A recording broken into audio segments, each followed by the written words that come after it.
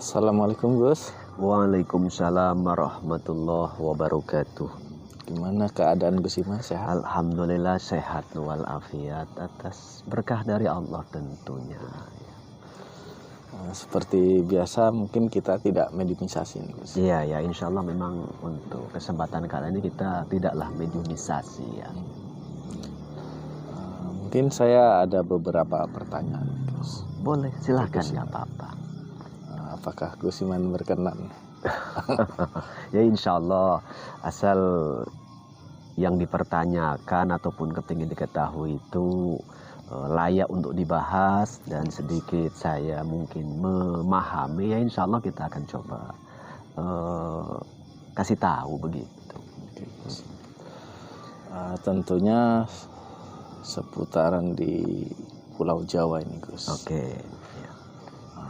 Pada awal masuknya Islam di Pulau Jawa Gus, ini yang pernah saya dengar ya. Iya. Itu kan Pulau Jawa itu sangat angker dan wingit lah dulu ceritanya Gus. Oke. Kemudian ada ulama besar Islam yang masuk ke Pulau Jawa yaitu Syekh Subakir Gus. Oke. Apakah Gus Iman pernah mendengar tentang Syekh Subakir ini Gus?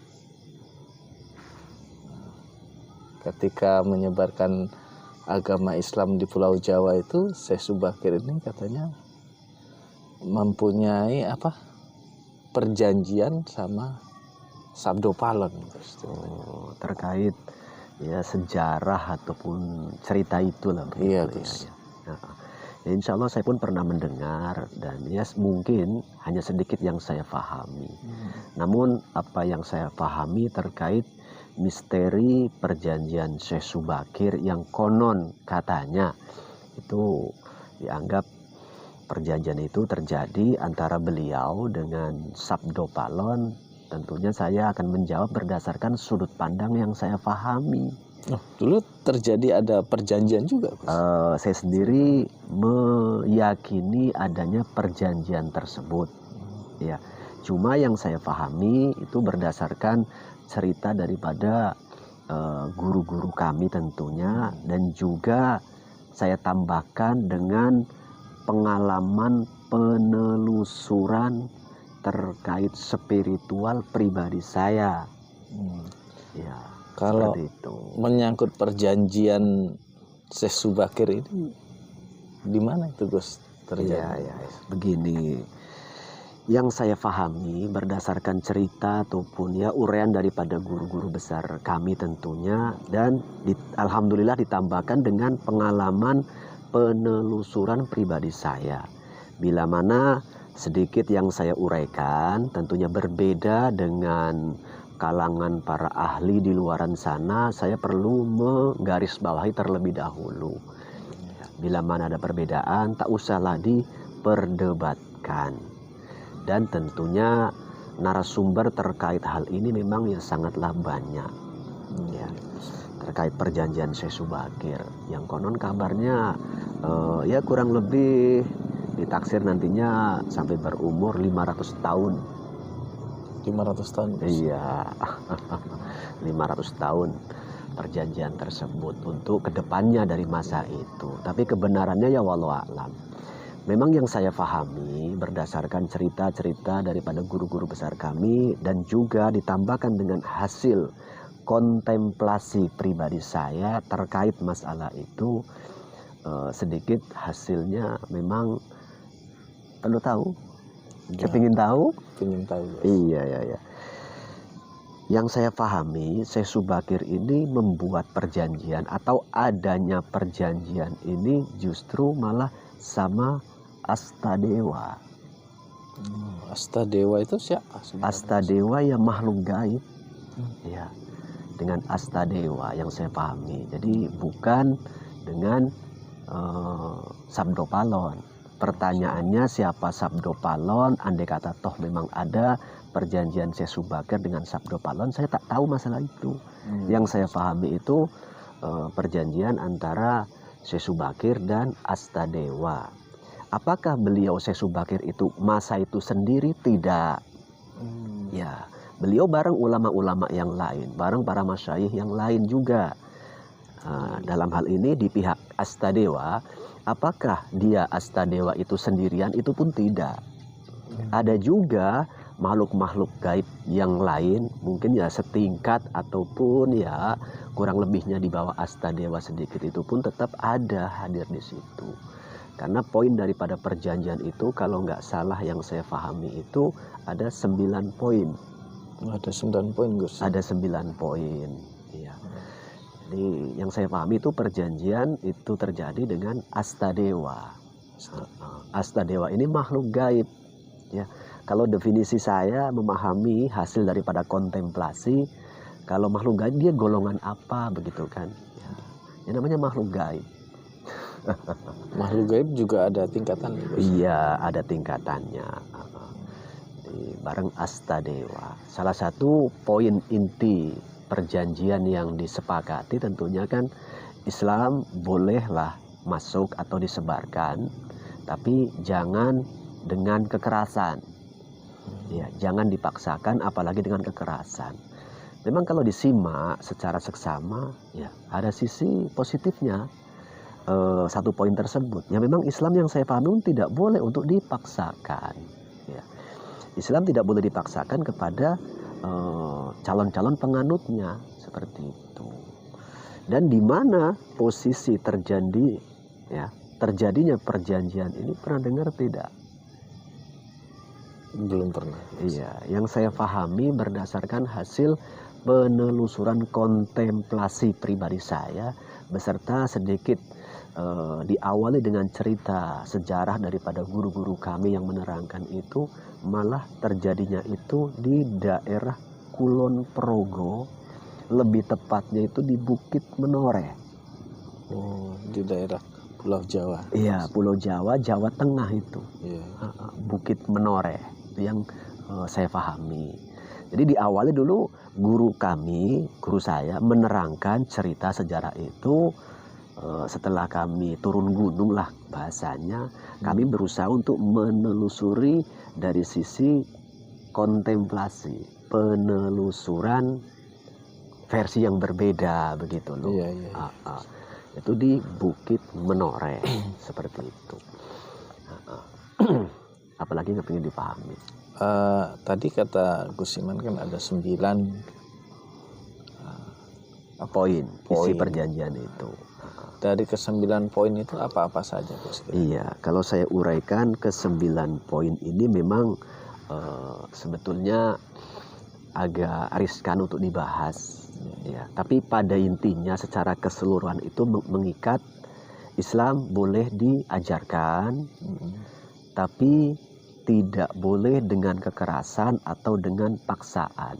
Jadi poin yang pertama ini sebetulnya mengikat atas 8 poin yang lain.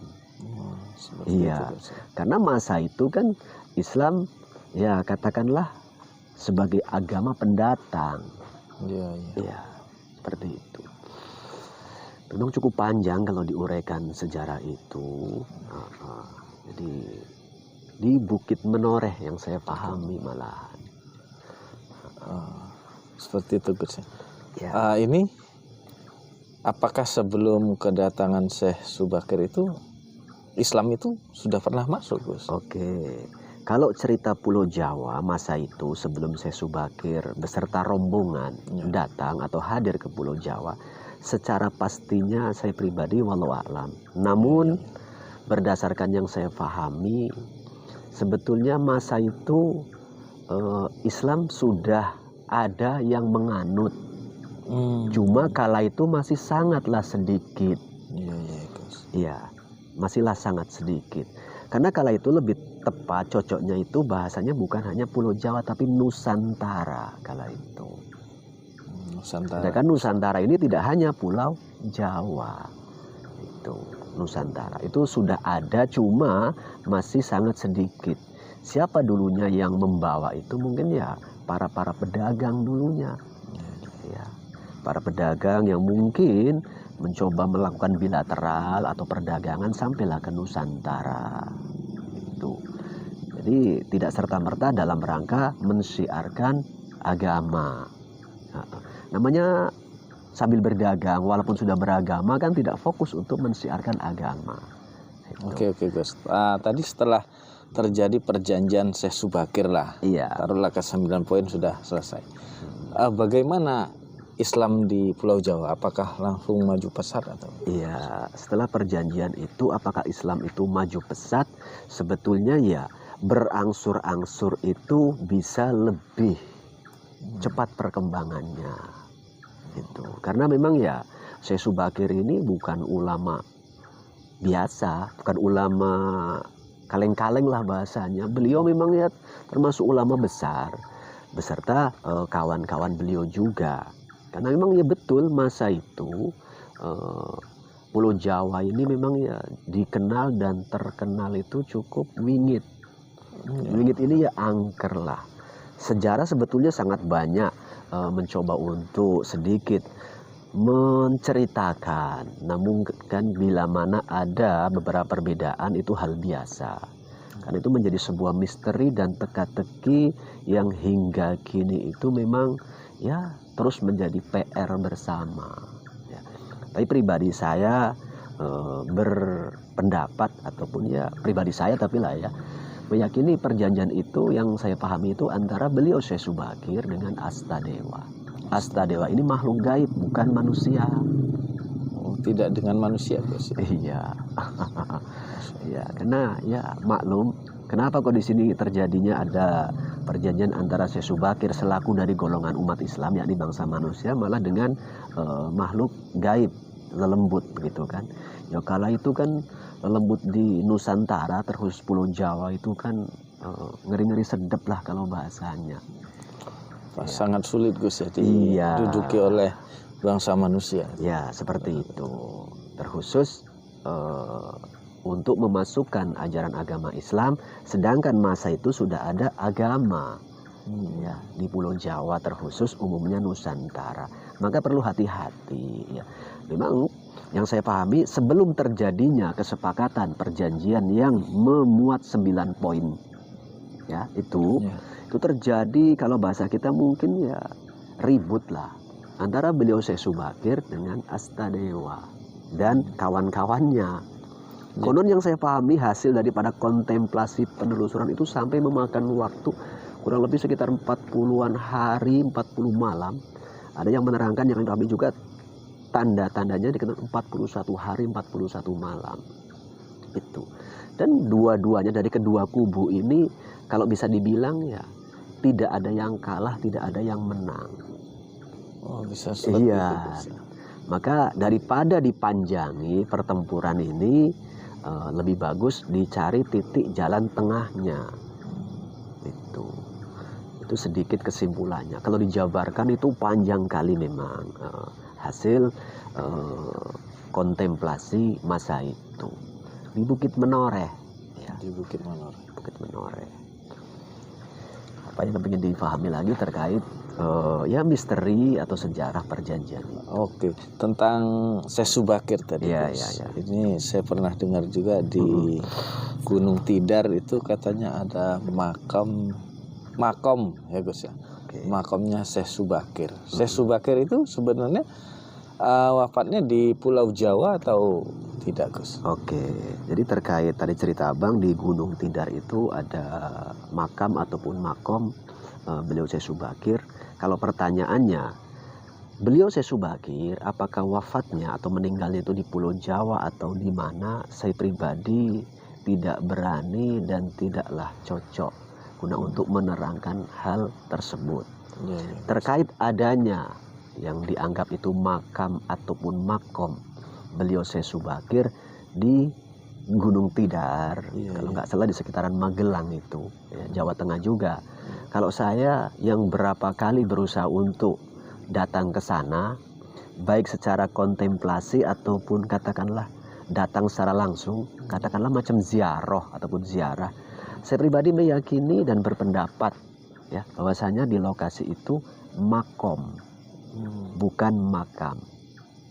Kalau makam ini kuburan, kalau makom ini ya mungkin dulu pernah di lokasi tersebut cukup lama sehingga menjadi sebuah tempat yang penuh dengan kenangan.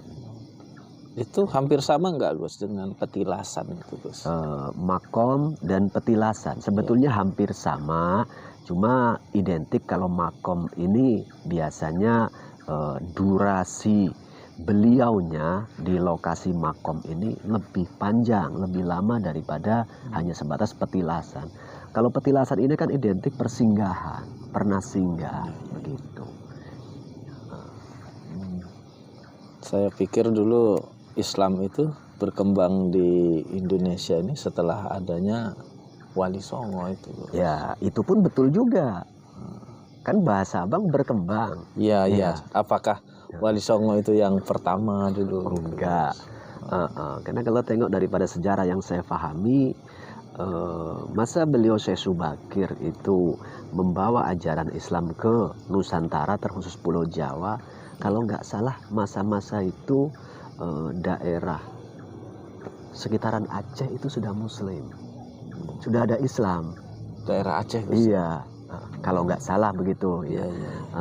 Sudah ada Islam. Nah, cuma kalau Abang tadi berpendapat atau sedikit menganggap Islam itu berkembang saat dibawa oleh para wali songo, ya itu betul, berkembang. Iya, iya, iya. Bukan awal mula kedatangannya, gitu loh.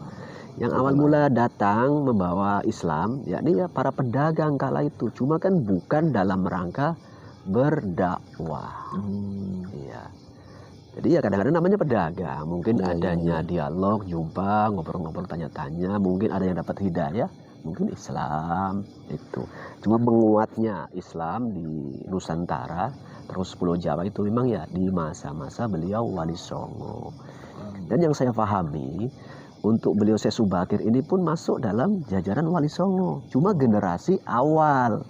Termasuk Wali Songo? Iya, generasi pertama. Yang saya pahami itu Wali Songo ada 4 generasi. Nih, generasi Wali Songo yang masyhur lah kita bilang. Iya. Ini termasuk generasi yang keberapa itu? Yang saya pahami terkait Wali Songo yang masyhur hingga sekarang ini macam ada Sunan Kalijaga, Sunan Muria, Sunan Giri, Sunan Ampel, Sunan Gunung Jati, dan semuanya ya itu generasi keempat. Generasi keempat Gus? Iya. Sekarang contoh begini, Sunan Kalijaga yang identik cara berdakwahnya itu kan mengangkat juga, tidaklah meninggalkan budaya. Nama aslinya siapa? Raden Said. Raden Said. Said ini bahasa apa? Said termasuk bahasa Arab. Bahasa Arab. Jadi dugaan kuat dan sangat mendukung bila mana orang tua beliau pun sudah Islam. Iya Gus. Iya, maka beliau namanya Raden Said begitu. Generasi keempat Gus ya. Ya, itu generasi keempat. Jadi memang kita generasi muda, generasi milenial lah kita ini. Kalau bisa ya teruslah dicari pengetahuan, keilmuan supaya kita ya cukup mengerti. Bila mana toh ada perbedaan terkait sejarah yang ada, itu hal biasa. Nanti kan lama-lama itu mengerucut. Ya, karena sejarah ini kan tidak 100% wajib untuk dipercaya. Namun setidaknya mendewasakan diri kita. Karena sejarah ini pun berdasarkan dari narasumber-narasumber. Iya, sejarah ini kan sebetulnya hasil daripada perjalanan kehidupan dari generasi ke generasi begitu. Jadi terkait Syekh Subakir tadi di awal punya perjanjian dengan Sabdo Palon. Sabdo Palon ini siapa? Saya pribadi kurang begitu memahami. Seperti itu Gus. Iya, memang kalau saya tarik balik Sabdo Palon ini apakah dia ini manusia atau makhluk gaib? Ya walau a'lam. Tapi kalau saya pribadi boleh sedikit mengambil analisa lah. Sabdo Palon ini hanya merupakan sebuah, kalau menurut yang saya pahami sih, ini hanya kosakata. Kosakata? Iya. Apakah simbol dari bahasa gitu? Iya, kosakata.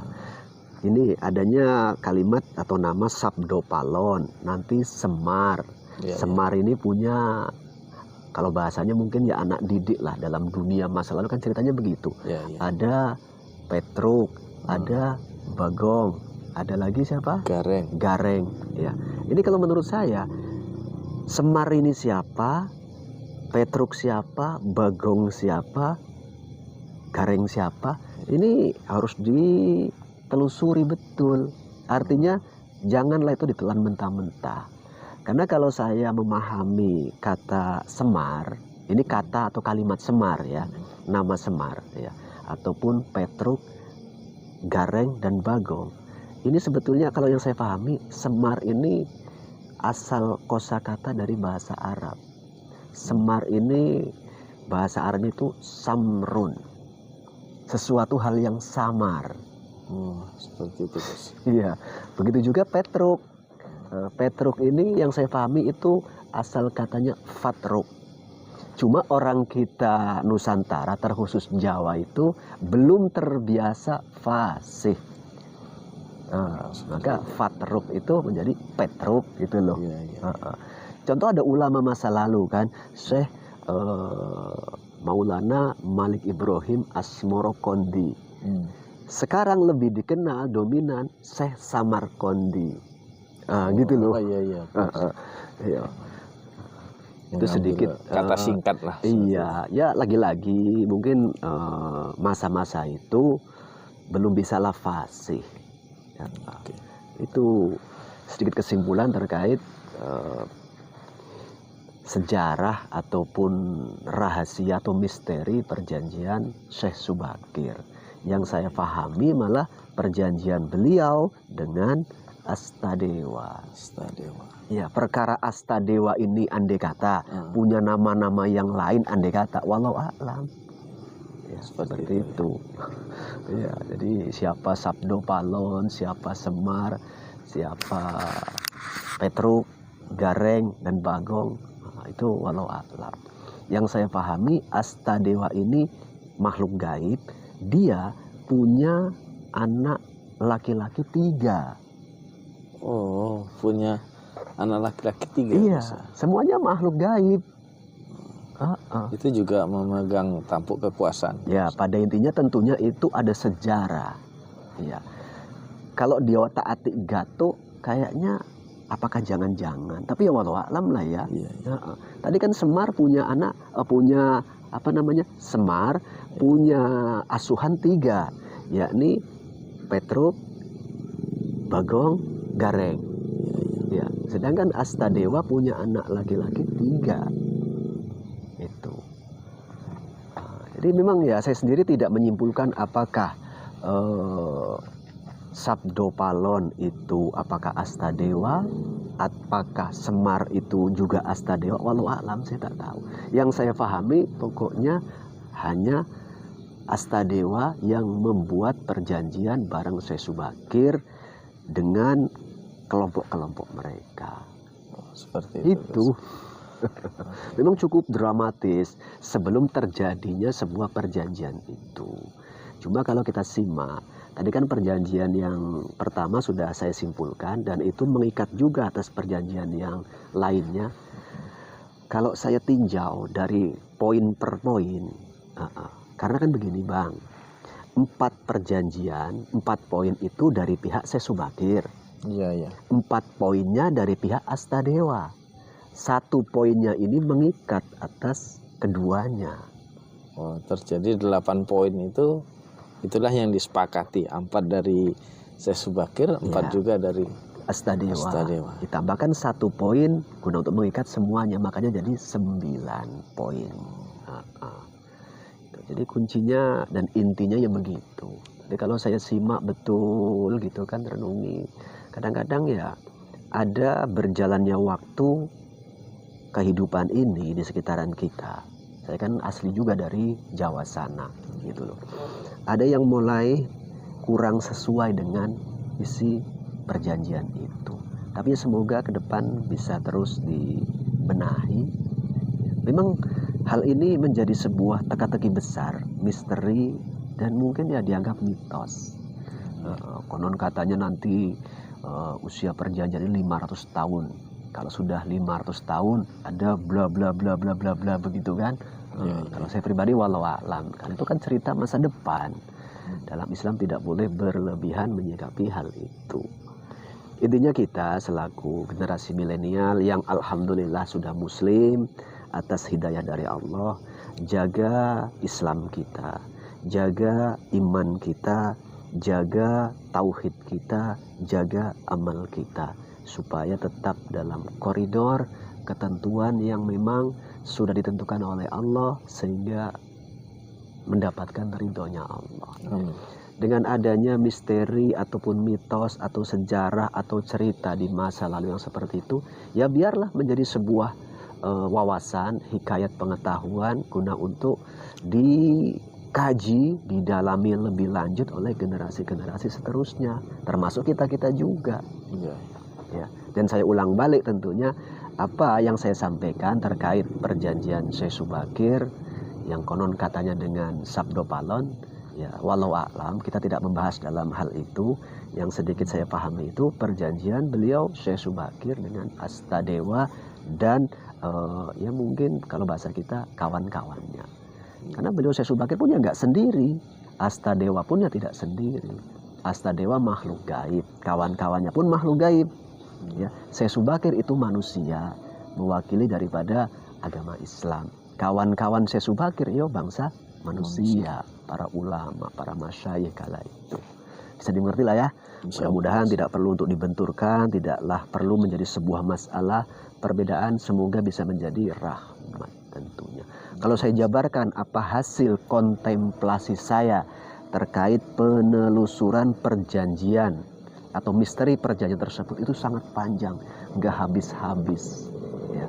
Maka dari itu ya hanya sedikit saja yang saya sampaikan. Untuk selain itu biarlah menjadi wawasan, pengetahuan pribadi saya dan orang-orang yang memang nantinya bisa mendengarkan cerita saya terkait apa hasil kontemplasi saya terkait hal itu. Bila mana ada yang pas, semua itu minallah.